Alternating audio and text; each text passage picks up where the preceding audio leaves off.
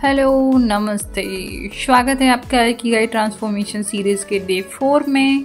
कल चैप्टर 3 में हमने एक बहुत बड़ी चीज़ हासिल की थी। हमने अपना उपाय ढूंढा था। हमने सीखा था कि विक्टर फ्रैंकल ने कहा, जिसके पास जीने का मकसद है वो किसी भी मुश्किल को सह सकता है। लेकिन एज अ कोच मैं जानती हूँ कि मकसद पता होने के बाद भी एक प्रॉब्लम आती है। हम काम करने बैठते हैं पर फोकस नहीं होता। फ़ोन बजता है, दिमाग भटकता है या काम बोरिंग होने लगता है। तो सवाल ये है, उस मकसद पर काम करते वक्त हम पूरी तरह खो कैसे जाएं? इसी का जवाब है चैप्टर 4 में, जिसका नाम है find flow in everything you do. आज हम सीखेंगे उस स्टेट में पहुंचना जहां वक्त रुक जाता है और सिर्फ आप और आपका काम रह जाता है। The concept what is flow? Psychologist इसको फ्लो कहते हैं।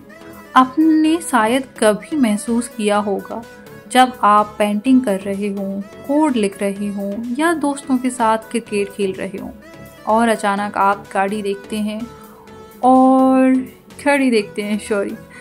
और अरे 3 घंटे निकल गए, पता ही नहीं चला। इसी को फ्लो कहते हैं। जापानी लोग अपने हर काम में, चाहे वो सुशी बनाना हो या कार का इंजन बनाना हो, इसी फ्लो के साथ काम करते हैं। वो काम को बोझ नहीं समझते बल्कि एक साधना, मेडिटेशन समझकर करते हैं। रियल लाइफ एग्जाम्पल्स, द टक्यूमस स्टीव जॉब्स बुक में टक्यूमिस का जिक्र है। ये वो जापानीज आर्टिशंस यानी कि कारीगर होते हैं जो एक छोटी सी चीज़ को परफेक्ट बनाने में पूरी ज़िंदगी लगा देते हैं। जैसे स्टूडियो गिबली के एनिमेटर्स जो कंप्यूटर के ज़माने में भी हाथ से ड्राइंग बनाते हैं क्योंकि उन्हें उस प्रोसेस में मज़ा आता है। यहाँ तक कि स्टीव जॉब्स भी जापान के क्राफ्ट से बहुत इंस्पायर थे। उन्होंने सीखा था कि क्वालिटी तब आती है जब आप काम को जल्दी ख़त्म करने की जगह उस काम को एंजॉय करने लगते हैं। तो सवाल ये है, हम अपने डेली बोरिंग काम में, जैसे पढ़ाई, ऑफिस वर्क या बर्तन धोना, ये फ्लो कैसे लाएं?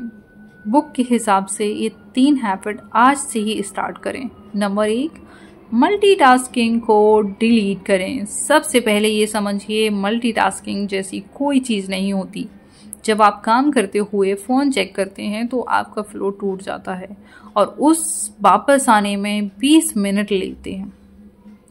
जब काम करें, फ़ोन को दूसरे कमरे में रख दें और सिर्फ काम एक वक्त पर एक ही।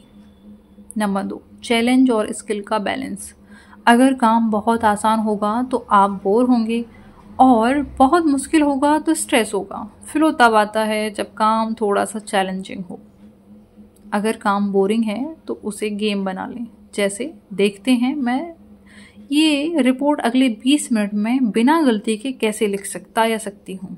नंबर 3, माइक्रो फ्लो, छोटे काम में ध्यान।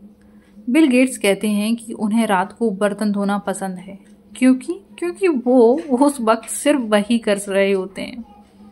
जब आप नहा रहे हों या चाय बना रहे हों तो फ्यूचर की टेंशन मत लीजिए। पानी के टेम्परेचर को फील कीजिए, चाय की खुशबू लीजिए। इसे हम योगा में माइंडफुलनेस कहते हैं। सो कंक्लूजन पे आते हैं चैप्टर 4 का। खुशी डेस्टिनेशन पर पहुंचने में नहीं, रास्ते, प्रोसेस को एंजॉय करने में है। अगर आप अपना डेली काम में फ्लो लाना सीख गए तो आप कभी बूढ़े नहीं होंगे क्योंकि आपका दिमाग हमेशा एंगेज रहेगा। सो कल चैप्टर 3 में हमने पर्पस को ढूंढा और आज हमने उस पर्पस, उस काम को फ्लो में कैसे लाएं वो सीखा।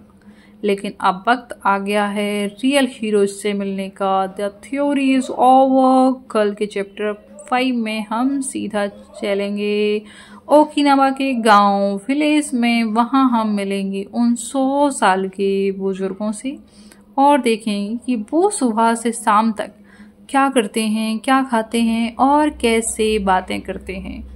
हम मास्टरी ऑफ लॉन्गेविटी से उनके पर्सनल सीक्रेट्स जानेंगे। तो कल का वीडियो मिस मत कीजिएगा, वो एक वर्चुअल टूर होने वाला है। तब तक फोकस बनाए रखें और अपने फ्लो में रहें।